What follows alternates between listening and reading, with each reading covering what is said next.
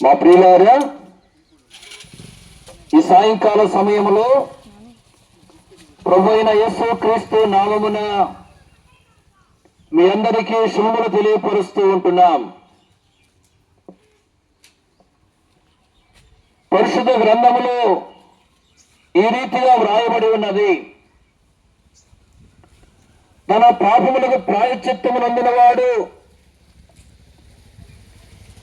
తన యొక్క దోషములకు పరిహారమునందినవాడు ధన్యుడు అని.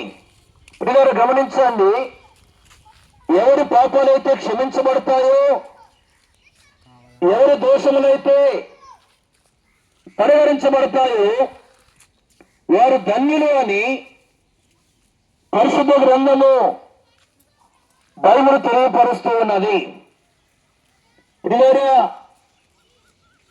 గమనించండి, ఈ లోకంలో జీవిస్తూ ఉన్న మనుషులందరూ పాపులుగా ఉన్నారని, మనుషులందరిలో పాపముంది అని పరిశుద్ధ గ్రంథము బైబిల్ తెలియపరుస్తూ ఉన్నది. ప్రియులారా, పరిశుద్ధ గ్రంథములు ఈ రీతిలో రాయబడి ఉన్నది: పాపము చేయక మేలు చేయొచ్చు నీతిమంతుడు భూమి మీద ఒక్కడైనను లేడు అని. అంటే పాపము చేయని వారు ఎవరు లేరు. అంతేగాదు, పరిశుద్ధ గ్రంథంలో ఈ రీతికి రాయబడి ఉన్నది: ఏ భేదము లేదు, అందరూ పాపము చేసి దేవుని గ్రహించే మహిమను పొందలేకపోతున్నారు అని. అంటే అందరూ పాపం చేసిన వారుగా ఉన్నారు. పాపము చేయని వారు ఎవరు లేరు, అందరూ పాపము చేసి ఉన్నారని పరిశుద్ధ గ్రంథములో బైబిల్లో రాయబడి ఉన్నది. ప్రియులారా, పాపము అంటే దేవుని మాట వినకపోవడం పాపము, అబద్ధాలాడటం పాపము, అంతేగాదు అసూయపడడం, ద్వేషించడం పాపము. ఇలాగున మరి ఈ పాప లక్షణాలు ప్రతి మానవుడు కలిగి జీవిస్తూ ఉన్నట్లు వాక్యం తెలియపరుస్తూ ఉన్నది. మనుషులందరూ కూడా పాపులుగా ఉన్నారు. హృదయంలో పాపము లక్షణాలు కలిగి కొనసాగుతూ ఉంటున్నారు. పాపులుగా ఉన్న మనుషులు పాప క్షమాపణ పొందాలి. పాపులుగా ఉన్న మనుషులకు పాపలు తొలగిపోయి పాపలు పరిశుద్ధులుగా చేయబడాలి. పాపులు ఏ విధంగా పరిశుద్ధులుగా చేయబడతారు, పాపుల యొక్క పాపాలు ఏ విధంగా పరిహరించబడతాయి, క్షమించబడతాయి? దాన ధర్మాలు చేయడం ద్వారా, పుణ్యకాలు చేయడం ద్వారా, భక్తికాలు జరిగించడం ద్వారా పాపుల యొక్క పాపాలు పోవు, పాపలు పరిశుద్ధులుగా చేయబడలేరు. లేదా పాపుల యొక్క పాపం పోవాలంటే పాపము లేని మనుషుడు పాపులను మనుషుల కొరకై రక్తాన్ని చిందించాలి. బైబిల్లో రాయబడింది: రక్తము చిందించకుండా పాప క్షమాపణ కలగదు అని. ఏ రక్తము? ఎడ్ల రక్తం, మేక రక్తం, కోడి రక్తం, పొడిన రక్తం మానవ పాపాన్ని తీసివేయలేదు. మనుషులుగా మనం పాపం చేశాము. మన పాపం పోవాలంటే పాపం లేని మనుషుడు పాపలేని మనుషుల కొరకై రక్తాన్ని చిందించాలి. ఎవరున్నారు పాపం లేని వారంటే?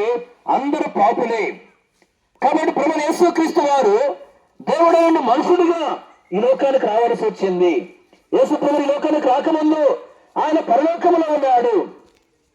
కాలం పరిపూర్ణమైనప్పుడు, అనగా యేసు ప్రభు లోకానికి రావాలని నిర్ణయించబడ్డప్పుడు యేసుక్రీస్తు ప్రభు లోకములో కన్యక గర్భమందు దైవశక్తి ద్వారా పాపం లేనివాడుగా జన్మించాడు. పాపం లేనివాడుగా జీవిస్తూ వచ్చాడు. యేసుక్రీస్తు ప్రభువారు ప్రియుల పాపల యొక్క పాపాలు తొలగించి, పాపల యొక్క పాపాలు పరిహరించి, పాపలు పరిశుద్ధులుగా చేయడానికి ఆ గొలుగోతా కొండపైన 2 కోయిలు 3 మేకల మధ్యలో వేలాడుతూ వచ్చాడు. పాపం చేసిన మనమైతే మనకు పనులు చేసుకుని గాయపరచబడ్డాడు, నలుగొట్టబడ్డాడు, తన సొగసుల స్వరూపాన్ని కోల్పోయాడు, చూడని వారిగా చేయబడుతూ వచ్చాడు, తన రక్తమంతా నాకర బట్ట వరకు చిందించాడు, తన ప్రాణం అర్పించాడు. యేసు ప్రభువు సమాధి చేయబడి తిరిగి లేచాడు. తిరిగి లేచి అనేకులు కనబడి అనేకులు చూస్తుండగా పరలోకానికి వెళ్ళాడు. పరలోకానికి వెళ్ళినప్పుడు తిరిగి మరలా ఒక దినం రాబోతూ ఉన్నాడు.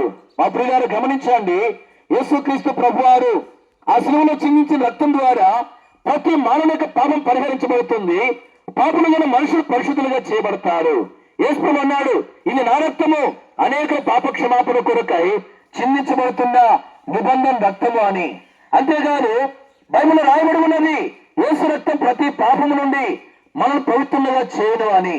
ప్రియులారా, యేసు రక్తం ద్వారా పాపుల యొక్క పాపాలు పరిహరించబడతాయి, పాపుల యొక్క పాపాలు తొలగించబడతాయి, పాపులు పరిశుద్ధులుగా చేయబడతారు. ప్రియులారా గమనించండి, మరి ఏం చేయాలి? పాపులుగా ఉన్న మనుషులు పాప క్షమాపణ పొందాలంటే, పాపాలు తొలగించుకుని పరిశుద్ధులుగా చేయబడాలంటే ఏం చేయాలి? ప్రియులారా గమనించండి, చేయవలసినంత యేసు ప్రభు చేశాడు. ఇప్పుడు కేవలము శిలువలో బలైనటువంటి యేసు ప్రభుని నమ్మాలి. యేసు ప్రభు నా కొరకు లోకాలకు వచ్చాడు, నా కొరకు శిలువలో బలమని చెప్పి నమ్మి హృదయపూర్వకంగా పాపాలు ఒప్పుకోవాలి, పశ్చాత్తాపంతో క్షమించని ప్రభుని వేడుకోవాలి. ఎవరైతే ఈ విధంగా యేసు ప్రభుని నమ్మి పాపాలు ఒప్పుకుని క్షమించమని ప్రభుని వేడుకుంటారో ఆ ప్రభు తన రక్తం ద్వారా వారి పాపాలు క్షమిస్తాడు, వారిని పరిశుద్ధులుగా చేస్తాడు.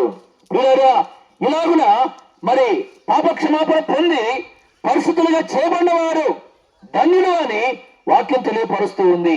ఏంది వారికి అనుగ్రహించబడిన ధన్యత అంటే, ఈ లోకంలో జీవించినంత కాలము వారికి నిజమైన శాంతి సంతోషం ప్రవహించేవాడుగా ఉంటున్నాడు.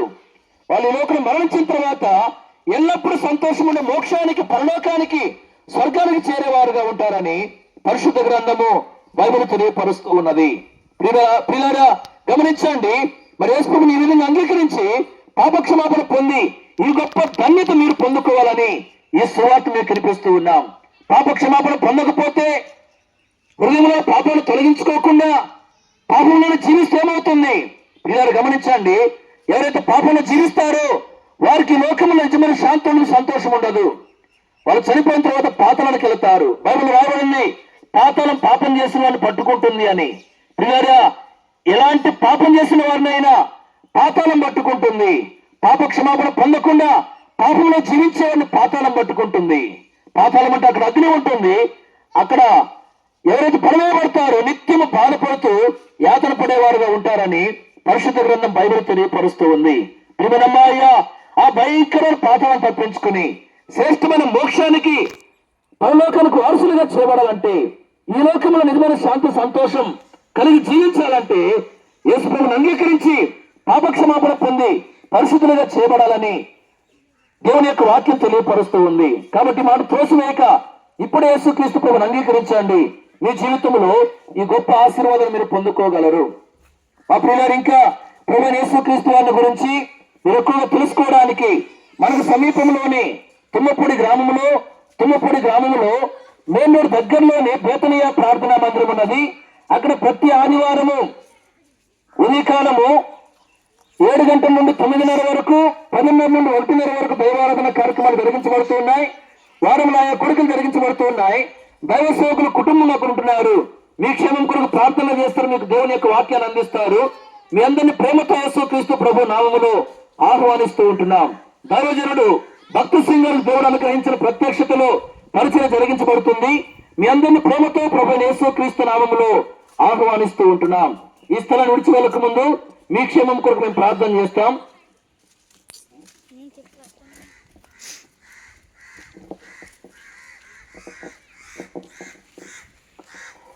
ప్రేమగల పరలోకమందున్న మా తండ్రి, మనం హద్దుబాటులో ఈ ప్రాంతాన్ని ప్రేమించి, ఈ ప్రజలను ప్రేమించి మీరు అనుగ్రహించిన మీ మాటలన్నిటి కొరకు మీకు స్తోత్రాలు. విన్న వారందరిలో మీ రక్షణ కార్యం చేయండి నాయన. కుటుంబాలన్నిటిని కూడా మీరు ఆశీర్వదించండి తండ్రి. అనేకులను బేతనియా కూడా తీసుకుని రండి. ఈ ప్రాంతాల్లో ఎవరు ఏ అక్కరలు కలిగి ఉన్నారో, వ్యాధిగ్రస్తుడుగా ఉంటే వారికి మంచి ఆరోగ్యాలు ఇవ్వండి, సమస్యల్లో ఉంటే వారికి నెమ్మది సంతోషం ఇవ్వండి. మీరే ప్రతి కుటుంబాన్ని, వారి పిల్లలను కూడా ఆశీర్వదించమని మేము ముందుకు వెళ్తున్నాం, సహాయం చేయమని యేసు ప్రభు నామమున స్తుతించి ప్రార్థిస్తున్నాము తండ్రి, ఆమేన్. చెప్పండి, చేయమని యేసు ప్రభు వారికే, పరలోక రాజ్యం ఇచ్చే యేసు ప్రభు వారికే, సంతోషం ఇచ్చే యేసు ప్రభు వారికే, యేసు ప్రభు ఇంతగా సహాయపడతా వచ్చిన యేసు ప్రభుకే హల్లెలూయా.